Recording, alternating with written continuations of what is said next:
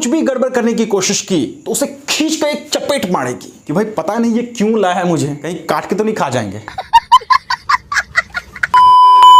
दोस्तों आज हम बात करने वाले हैं पूरे डिटेल में सेबी के बारे में कि सेबी क्या होता है, ये कैसे काम करता है, ये क्यों आया था, कब आया था, आखिर इसकी जरूरत हमें क्यों पड़ी, इसके पावर्स क्या हैं, इसके पर्पसेस क्या है, इसके फंक्शंस क्या है, ओवरऑल हम इसकी पूरी हिस्ट्री के बारे में समझेंगे। तो सेबी को गहराई से समझने के लिए पहले हम ये जानेंगे कि जब सेबी नहीं हुआ करता था तो स्टॉक मार्केट कैसे काम करती थी। तो इसे समझने के लिए हम एक छोटा सा एग्जांपल लेकर समझते हैं, एक मूवी का नाम है शादी में जरूर आना। हो सकता है कि आपने ये मूवी देखी हो, अगर आपने देखी है तो आप मुझे कमेंट सेक्शन में बता सकते हैं। बहरहाल जो लोग ये मूवी नहीं देखे हैं वो लोग भी बड़े आसानी से समझ सकते हैं। क्या बात है। मूवी की स्टोरी ये है कि हीरो और हीरोइन आपस में प्यार करते थे, मोहब्बत करते थे, इश्क करते थे। वैसे ये तीनों एक ही चीज है। लेकिन अहम मसला तब शुरू होता है जब ये दोनों कमिटेड हो जाते हैं, यानी दोनों एक दूसरे से वादा कर लेते हैं कि हम शादी करेंगे। और शादी वाले दिन जब हीरो बारात लेकर जाता है लड़की के दरवाजे पे, तो लड़की क्या करती पता है, वो भाग जाती। तो ऐसे में लड़के के साथ हो जाता है धोखा। तो स्टॉक मार्केट में भी लोगों के साथ, यानी जो इन्वेस्टर्स हुआ करते थे, यानी जो पैसे लगाते थे, तो उनके साथ भी धोखा हो जाता था। आपको एक बार फिर से याद दिला दें, ये बात कब की है, सेबी के आने से पहले की बात है। चलिए अब हम इसे बोर्ड पर समझते हैं, तब आपको और अच्छे से समझ में आएगा। आइए अभी मजा आएगा ना भिड़ो। दोस्तों यहां पर हम एक एग्जांपल लेकर चलते हैं। एक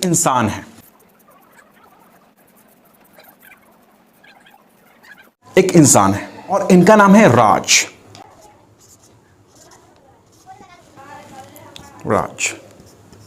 हम उसी मूवी के हीरो और हीरोइन के नाम लेकर चल रहे हैं। तो राज जो है, इन्होंने क्या किया, एक कंपनी है जिसका नाम है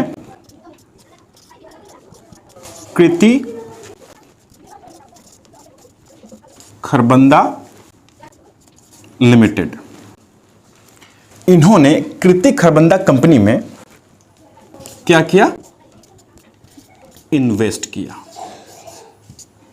कैसे किया, स्टॉक मार्केट के थ्रू, स्टॉक एक्सचेंज के थ्रू। एक बार फिर से समझिए, राज भैया जो हैं उन्होंने कृति खरबंदा लिमिटेड कंपनी में इन्वेस्ट किया स्टॉक मार्केट के थ्रू, स्टॉक एक्सचेंज के थ्रू। तो इन्होंने लगाए हैं पैसे, ठीक है। तो बाकायदा इन्हें क्या होना चाहिए, शेयर होल्डर होनी चाहिए।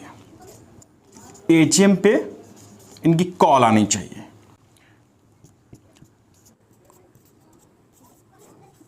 डिविडेंड इनको मिलना चाहिए। मुझे पता है कि अभी आप कंफ्यूज हैं कि भाई ये एजीएम क्या होता है, तो मैं आपको बता दूं कि एजीएम का फुल फॉर्म होता है एनुअल जनरल मीटिंग। मतलब एनुअल जनरल मीटिंग जो है, जितने भी शेयर्स होल्डर्स होते हैं उन लोगों के लिए मीटिंग की जाती है, मतलब मीटिंग बैठाई जाती है। और डिविडेंड का मतलब होता है प्रॉफिट, ठीक है। राज भैया जो है वो कृति खरबंदा लिमिटेड में पैसे इन्वेस्ट किए। कैसे इन्वेस्ट किए, स्टॉक मार्केट के थ्रू, स्टॉक एक्सचेंज के थ्रू। इन्होंने पैसे लगाए तो इन्हें क्या होना चाहिए, शेयर होल्डर। एजीएम पे इनकी कॉल आनी चाहिए, डिविडेंड इनको मिलना चाहिए। लेकिन क्या हुआ कि कृति खरबंदा के जो प्रोमोटर है कृति, इन्होंने राज भैया से पैसे तो ले लिए बहुत सारे, लेकिन बदले में राज भैया को स्टॉक नहीं दिए। तो ये जो राज है, इन्होंने कहा कि भाई मैंने आपकी कंपनी में पैसे इन्वेस्ट किए हैं, पैसे लगाए हैं, तो मुझे स्टॉक्स मिलनी चाहिए। तो कृति खरबंदा के जो प्रोमोटर हैं, इन्होंने कहा कि भाई मैं आपको स्टॉक नहीं दूंगी। फिर ये राज भैया कहते हैं कि मैंने जो स्टॉक्स बाय किए हैं उसका सर्टिफिकेट ही तो दे दो। तो ये साफ साफ मना कर देते कि भाई मैं आपको कुछ भी नहीं दूंगी, नो। अब ये राज जो है वो उदास हो जाते हैं, एकदम निराश हो जाते हैं, क्योंकि इन्हें ना स्टॉक्स मिलते हैं, ना सिक्योरिटी मिलते हैं, ना डिविडेंड पक्ष, कुछ भी नहीं। मतलब कंपनी जो है वो अपनी मनमानी करती थी। कभी मन में आया तो दिए स्टॉक्स, वो भी 10-12 सालों में। मतलब इंसान को एकदम रुला कर, वरना वो भी नहीं देते थे। अब क्या है कि राज भैया के पैसे भी चले गए, ना उन्हें कुछ सिक्योरिटीज मिली, ना स्टॉक्स, ना डिविडेंड, ना पक्ष, कुछ भी नहीं। अब ऐसे केस में राज भैया जो है वो सर पे हाथ रख के रो रहे हैं, क्योंकि इनके बहुत सारे पैसे चले गए। अब ऐसे सिचुएशन में क्या किया जाए। उस टाइम पे राज जैसे और भी बहुत सारे लोग होते थे, तो उन लोगों के पास भी कोई भी ऑप्शन नहीं होता था। क्यों?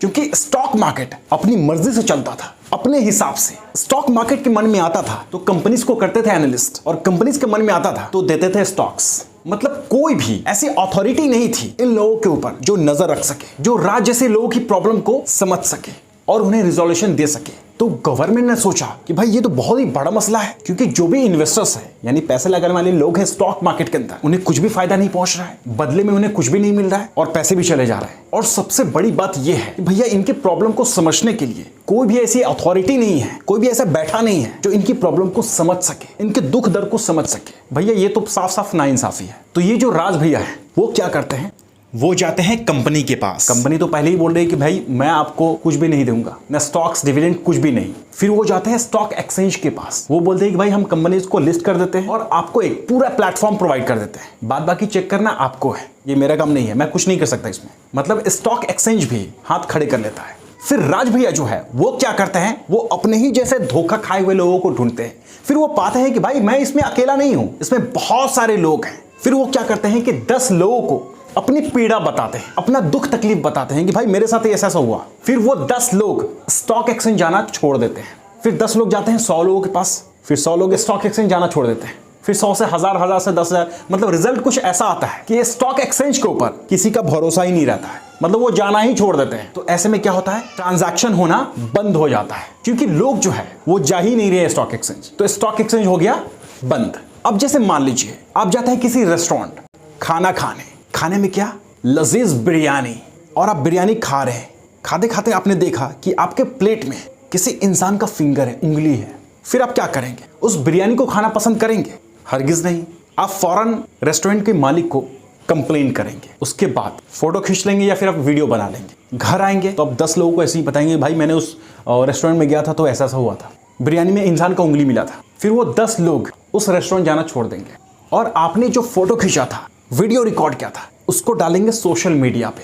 फिर वो पोस्ट या फिर वो वीडियो वायरल हो जाएगा। जब वायरल होगा तो फिर क्या होगा, उस रेस्टोरेंट की सेल्स एकदम से डाउन हो जाएगी और वो रेस्टोरेंट बंद भी हो जाएगा। तो ठीक स्टॉक एक्सचेंज के साथ भी वही हुआ। आपको बता दें कि एक बहुत ही बड़ा स्कैम हुआ था स्टॉक मार्केट के अंदर, जो कि स्टॉक मार्केट को पूरी तरह से गिरा के रख दिया था। और उस स्कैम का नाम है हर्षद मेहता स्कैम, जिन्हें आज एक बिग बुल के नाम से भी जाना जाता है। ये एक स्टॉक ब्रोकर थे और इन्होंने तकरीबन 4000 करोड़ रुपए का घोटाला किया था सन 1992 में। अब होता यह है कि जब बहुत सारे लोग, मतलब हजारों लोग एक ही प्रॉब्लम के साथ जूझ रहे होते हैं, तो गवर्नमेंट जो है ना वो जाग जाती है, अवेयर हो जाती है और कोई ना कोई एक्शन जरूर लेती है। गवर्नमेंट ने सोचा कि भाई ये तो लोगों के सामने बहुत ही नाइंसाफी हो रही है। फिर गवर्नमेंट ने कहा कि भैया तुम टेंशन ना लो, हम तुम लोगों के साथ में हैं। मतलब जिन लोगों के सामने धोखाधड़ी हुआ उन लोगों को सरकार कहती है कि भाई हम तुम लोग के साथ में हैं और तुम्हारे लिए एक सॉल्यूशन लाए, यानी आपके समस्या का समाधान। क्या बात है। और वो सॉल्यूशन था SEBI, security and exchange board of India. तो सेबी ने क्या किया कि राज्य से बहुत सारे लोगों का कंसर्न लेना शुरू कर दिया, यानी कंप्लेंट लेना शुरू कर दिया और स्टॉक एक्सचेंज पे भी नजर रखना शुरू कर दिया। तो पहले हम ये समझ लेते हैं कि भाई ये जो सेबी है वो कब आया। तो आपको बता दें कि सेबी आया था 1988 में, और उस टाइम पे सेबी को कॉर्पोरेट बॉडी का नाम दिया गया था। लेकिन सेबी के पास उस टाइम पे बहुत ही कम पावर्स थी, या फिर आप इसे ऐसा भी बोल सकते हैं कि बिल्कुल भी पावर्स नहीं थी, क्योंकि सेबी सिर्फ वॉच डॉग्स का काम करती थी। वॉच डॉग्स को आप ऐसे समझ सकते हैं कि जैसे आप मार्केट से पालतू कुत्ता लेकर आते हैं, जब आप घर पे लाते हैं तो वो कुत्ता पहले ही से सहमा हुआ रहता है, डरा डरा हुआ सा रहता है। कुत्ता सोचता है कि भाई पता नहीं ये क्यों लाया है मुझे, कहीं काट के तो नहीं खा जाएंगे, तो इसलिए वो सहमा सहमा सा रहता है। और वो कुत्ता सिर्फ एक ही काम करता है, टुकुर टुकुर देखना। तो ठीक वैसे ही सेबी जो है वो सिर्फ टुकुर टुकुर देखता था, एक्शन लेने की राइट उसके पास नहीं थी। मतलब सेबी जो है वो कुछ भी नहीं कर सकता था सिर्फ देखने के अलावा। तो सेबी किसको देखती थी कि भाई जो भी इन्वेस्टर्स हैं, इंटरमीडिएटर्स हैं या फिर कंपनीज हैं, अगर कुछ भी होता था स्टॉक मार्केट के अंदर, कुछ भी गड़बड़ी होता था, यानी कोई भी कुछ भी गलत करने की कोशिश करता था, कोई भी फ्रॉड करने की कोशिश करता था, तो सेबी जो है वो क्या करता था, वो गवर्नमेंट को जाके इन्फॉर्म करता था। क्योंकि सेबी के पास कुछ भी राइट नहीं थी उस टाइम पे कि वो कुछ कर सके, कोई एक्शन ले सके। तो सेबी जो है वो सिर्फ गवर्नमेंट को जाके इन्फॉर्म करता था। आप सेबी को खबरी लाल भी बोल सकते थे। फिर गवर्नमेंट ने सोचा कि भाई ऐसे में बहुत ही वक्त जाया हो जा रहा है, यानी टाइम जो है वो बहुत ही ज्यादा कंज्यूम हो जा रहा है, क्योंकि स्टॉक मार्केट के अंदर कोई भी इशू हो रहा है, कोई भी गड़बड़ी हो रही है तो सेबी पहले उसको देखता है, उसके बाद फिर मुझे आके बताता है, उसके बाद फिर मैं जाके एक्शन लेता हूं। तो टाइम तो बहुत ही ज्यादा कंज्यूम हो जा रहा है, वक्त बहुत जाया हो जा रहा है। तो फिर 4 साल बाद, यानी सेबी कब आया था 1988 में, तो उसके 4 साल बाद 1992 में गवर्नमेंट ने थोड़ी सी पावर्स दी, तो सेबी जो है उन्होंने अच्छा परफॉर्म किया, अच्छा काम किया। कब 1992 में सेबी एक्ट 1992, फिर इस एक्ट को पार्लियामेंट में पेश किया गया, लोकसभा और राज्यसभा में, फिर उसकी मंजूरी दे दी गई, जिसके बाद यह सेबी बिल था वो एक्ट में कन्वर्ट हो गया, यानी तब्दील हो गया। अब सेबी एक स्टैट्यूटरी बॉडी बन गई। कब 30/1/1992 में, मतलब इस डेट को पार्लियामेंट ऑफ इंडिया ने ये डिक्लेयर कर दिया कि भैया ये सेबी है, तो अब वो सारे काम कर सकती है जो पहले गवर्नमेंट किया करती थी। तो अब सेबी जो है वो मॉनिटरिंग करेगी ही करेगी, लेकिन जिसने भी स्टॉक मार्केट के अंदर कुछ भी गड़बड़ करने की कोशिश की तो उसे खींच कर एक चपेट मारेगी। मेरा मतलब है कि डांट फटकार लगाएगी। और अगर डांट फटकार लगाने के बावजूद भी कोई भी कंपनीज या फिर स्टॉक मार्केट के अंदर कोई भी गड़बड़ी करने की कोशिश करते हैं तो फिर उन पे पेनल्टी लगेगी। तो ये चीज आप याद रखें कि सेबी जो है वो कब आया था 1988 में, लेकिन उसे पावर्स कब दी गई 1992 में। या फिर आप ऐसा भी बोल सकते हैं कि 1992 में ही सेबी एक्ट पास हुआ था और इसे एक सेपरेट कॉर्पोरेट बॉडी का भी नाम दिया गया था। अब हर एक स्टॉक एक्सचेंज सेबी से डरता है, उसकी गाइडलाइंस को फॉलो करता है। चलिए हम जानेंगे कि स्टॉक मार्केट के अंदर सेबी के क्या पर्पसेस हैं। तो इसका पहला पॉइंट है प्रिवेंट ट्रेडिंग माल प्रैक्टिस। माल प्रैक्टिस का मतलब होता है कि गलत तरीके से ट्रेडिंग को रोकना। जैसे कोई कंपनी इन्वेस्टर को लूटने की कोशिश करती है तो वो अब लूट नहीं सकती है। क्यों? क्योंकि बीच में सेबी आ जा रहा है, यानी कोई भी स्टॉक मार्केट के अंदर धोखाधड़ी नहीं कर सकता है, माल प्रैक्टिस नहीं कर सकता है। और इसका दूसरा पॉइंट है protect right and interest of investor, यानी कि इन्वेस्टर के राइट को प्रोटेक्ट करता है और इंश्योर करता है सेफ्टी इन्वेस्टमेंट की। अब देखिए, जो भी इन्वेस्टर होते हैं उन्हें नहीं पता होता है कि कंपनी के अंदर क्या इंटरनल मीटिंग हो रही है। कंपनी जो है वो सामने कुछ और बोलती है और इंटरनली कुछ और प्लान कर रही होती है। इन्वेस्टर्स को लूटने के लिए वो ये प्लान कर रही होती है कि भाई हम लोगों को बेवकूफ बनाकर पैसे ले लेंगे। तो ऐसे में एक छोटा सा इन्वेस्टर क्या करेगा? तो उनके राइट को प्रोटेक्ट करने के लिए सेबी जो है वो एक मसीहा बनकर खड़ा हो जाएगा। स्टार्टिंग में जो सेबी आया था वो सिर्फ वॉच डॉग का काम करता था, लेकिन अब जो सेबी है वो एक बॉडी गार्ड की तरह काम करेगा।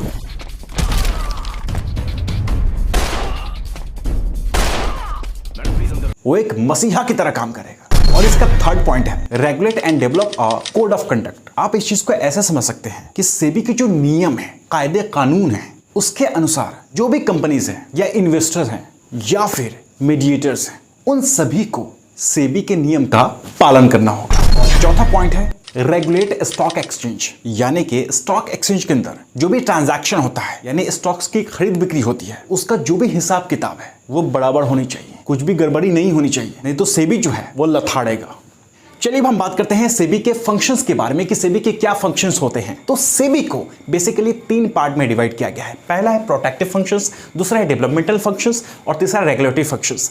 पहले फंक्शन में है protective functions are those functions which aware investor about the investment. इसका मतलब ये हुआ कि प्रोटेक्टिव फंक्शंस वो फंक्शन होते हैं जो इन्वेस्टर को इन्वेस्ट करने के बारे में अवेयर करना होता है, यानी जागरूक करना होता है। और दूसरा फंक्शन है all the action which takes place in share market are purely fair and no fraud activity occurs। इसका मतलब ये हुआ कि शेयर मार्केट के अंदर जो भी ट्रांजैक्शन होता है, यानी लेन देन होता है, वो फेयर होता है, यानी साफ सुथरा होता है, कोई गड़बड़ी नहीं होती है। किसकी वजह से? सेबी की वजह से। और तीसरा है it prevents inside trading which means to terminate trading in wrong means. इसका क्या मतलब हुआ? इसका मतलब ये हुआ कि जो भी इनसाइडर ट्रेडिंग होती है, यानी गलत तरीके से ट्रेडिंग होती है, तो सेबी जो है वो इस चीज को रोकता है। गलत तरीके से ट्रेडिंग, यहाँ पे आप इस चीज को ऐसे समझ सकते हैं इनसाइडर ट्रेडिंग को, कि कंपनी के कुछ लोग जो इंटरनली गलत तरीके से ट्रेडिंग के लिए लालच देते हैं, या फिर आप यूं कहने कि बढ़ावा देते हैं। अगर आप बोलेंगे तो मैं इनसाइडर ट्रेडिंग के ऊपर एक डेडिकेटेड वीडियो भी बनाऊंगा। चलिए हम चलते हैं डेवलपमेंटल फंक्शंस की तरफ। तो इसमें पहले फंक्शन में है all the investor have to be made aware to invest. इसका क्या मतलब हुआ? इसका ये मतलब हुआ कि जो भी इन्वेस्टर है, यानी पैसे लगाने वाले लोग हैं, उन लोगों को अवेयर करना होता है, यानी जागरूक करना होता है, जो कि इससे पहले भी मैं बता चुका हूं। इसका दूसरा पॉइंट है all stock broker has to give training from time to time. इसका ये मतलब हुआ कि जो भी स्टॉक ब्रोकर होते हैं उसको टाइम टू टाइम ट्रेनिंग देना होता है। ट्रेनिंग कौन देता है? सेबी देता है। थोड़ा स्पेशल ट्रेनिंग दी जाती है ब्रोकर्स को। इसका थर्ड पॉइंट है Whatever fraud occurs in the stock market, immediate action is taken against it। इसका ये मतलब हुआ कि स्टॉक मार्केट के अंदर जो भी फ्रॉडलेंट होता है, जो भी धोखाधड़ी होता है, तो उसके खिलाफ तुरंत एक्शन लिया जाता है। एक्शन कौन लेता है? सेबी लेता है। चलिए अब हम रेगुलेटरी फंक्शंस की तरफ बढ़ते हैं। इसका पहला पॉइंट है they are the functions that regulate investors, brokers और कंपनीज टू फंक्शन प्रॉपर्ली।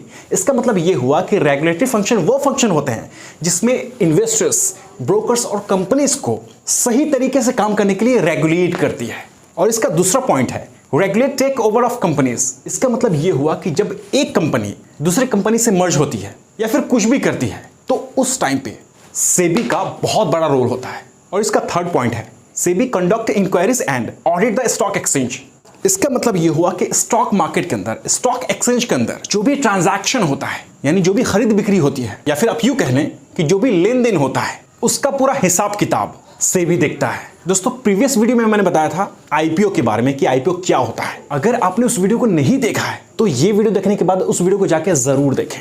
यहां पर हम थोड़ा सा आईपीओ को एक्सप्लेन कर देते हैं। आईपीओ का फुल फॉर्म होता है इनिशियल पब्लिक ऑफरिंग। जब कोई भी कंपनी यानी प्राइवेट कंपनी वो पब्लिक आना चाहती है तो उसको आईपीओ निकालना होता है। अब जैसे मान लीजिए आपकी कंपनी है और आप अपनी कंपनी को स्टॉक मार्केट पे लिस्ट करना चाहते हैं तो आपको आईपीओ निकालना होगा। लेकिन उससे पहले आपको एक डॉक्यूमेंट तैयार करना होगा। उस डॉक्यूमेंट का नाम है रेड हियरिंग प्रोस्पेक्टस और इस डॉक्यूमेंट को ले जाना होगा सेबी के पास। अब आपका ये जो आरएचपी डॉक्यूमेंट है रेड हियरिंग प्रोस्पेक्टस का, ये जो है ये आपकी जन्म कुंडली है। आप यूं समझिए कि आपका पूरा हिस्ट्री है कि भाई आपका नाम क्या है, आपकी कंपनी का नाम क्या है, आपकी क्या क्वालिफिकेशन है, आपने कब कंपनी स्टार्ट की, आपकी कंपनी में कितने फाउंडर्स हैं, अभी तक आपने कंपनी में क्या क्या किया है, और आप आईपीओ निकालने के बाद स्टॉक मार्केट से पैसा लेकर उस पैसे का आप क्या करेंगे। मतलब आपको सारी चीजें एकदम डिटेल में बतानी पड़ेगी। फिर सेबी जो है वो अच्छे से देखती है, उसके बाद वेरीफाई करती है। देखिए अगर सब कुछ सही रहा तो ही सेबी जो है वो वेरीफाई करेगी, अदरवाइज वो रिजेक्ट कर देगी। तो यहां पर हम मान के चलते हैं कि आपकी जो कंपनी है उसको वेरीफाई करने के लिए 1 महीने से लेकर 6 महीने या फिर 2 साल तक भी लग सकते हैं। यानी कोई भी कंपनी जब पहली बार स्टॉक मार्केट के अंदर आती है, स्टॉक मार्केट में लिस्ट होती है, तो उसे आईपीओ कहा जाता है। लेकिन सवाल ये भी उठता है कि भाई कंपनी जो है वो स्टॉक मार्केट में क्यों आती है, स्टॉक मार्केट में लिस्ट क्यों होती है। तो इसके 2 रीजन हो सकते हैं। पहला ये कि उसको पैसे चाहिए अपने बिजनेस को एक्सपैंड करने के लिए, अपने बिजनेस को बड़ा बनाने के लिए। और दूसरा रीजन है कि जब कंपनी बहुत ही ज्यादा घाटे में चल रही होती है, मतलब बहुत ही ज्यादा लॉस में चल रही होती है, तो वो स्टॉक मार्केट में लिस्ट होती है और आईपीओ निकालती है। अगर आप मेरी ये वीडियो देखेंगे तो आईपीओ का जो कॉन्सेप्ट है वो आपका क्लियर हो जाएगा। अगर आप अभी तक सेबी को नहीं समझ पाए तो आप ऐसे समझ सकते हैं कि सेबी जो है वो स्टॉक मार्केट का बाप है। जैसे बाप अपने बेटे को सही डायरेक्शन देता है, अगर वो गलती करता है तो उसे डांट फटकार भी लगाता है, ठीक उसी तरह सेबी भी वही करता है। मतलब सेबी जो है वो सबके साथ न्यूट्रल है, कंपनीज के साथ, ब्रोकर्स के साथ, इन्वेस्टर्स के साथ। मतलब ऐसा नहीं है कि सेबी जो है वो सिर्फ इन्वेस्टर के साथ में है, या फिर ऐसा भी नहीं है कि सिर्फ कंपनी के साथ में है या ब्रोकर्स के साथ में है। वो सबके साथ न्यूट्रल है। जैसे एक बाप होता है, बाप अपने किसी भी बेटे या बेटियों से भेदभाव नहीं करता है, उनके नजर में सब इक्वल है, सब बराबर है। तो उम्मीद करता हूं दोस्तों आपको ये वीडियो पसंद आई हो। अगर पसंद आई हो तो फटाफट इस वीडियो को लाइक करें। अगर आप अभी तक चैनल को सब्सक्राइब नहीं किए हैं तो क्या कर रहे हो भाई, जल्दी से चैनल को सब्सक्राइब करें और बेल आइकन को भी प्रेस जरूर करें ताकि आगे भी ऐसे स्टॉक मार्केट से रिलेटेड नई वीडियो की नोटिफिकेशन आप तक पहुंच सके। कोई भी सवाल या सुझाव है तो आप मुझे कमेंट सेक्शन में बता सकते हैं और इस वीडियो को ज्यादा से ज्यादा शेयर करें ताकि और लोग भी सेबी के बारे में समझ सके, स्टॉक मार्केट के बारे में समझ सके। खैर, मैं मिलता हूं अगले एपिसोड में, तब तक के लिए जय हिंद, जय भारत।